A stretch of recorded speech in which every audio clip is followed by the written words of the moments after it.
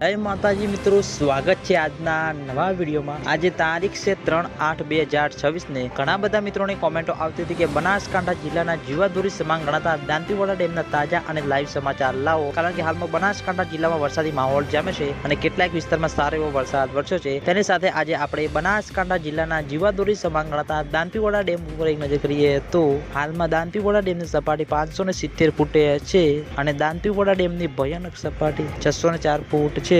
અત્યાર સુધીમાં દાંતીવાડા ડેમ 26.30% ભરાયેલો છે।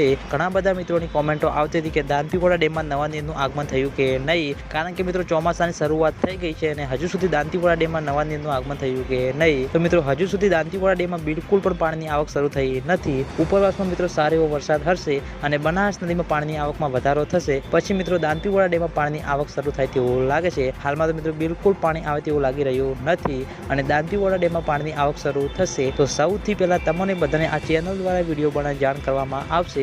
એટલે તમે બધા અમારી ચેનલ ઉપર નવા હોય તો વિડીયોને લાઈક કરી દેજો, કોમેન્ટ કરી દેજો અને ચેનલને સબસ્ક્રાઈબ પણ કરી દેજો। તો મિત્રો, જય માતાજી।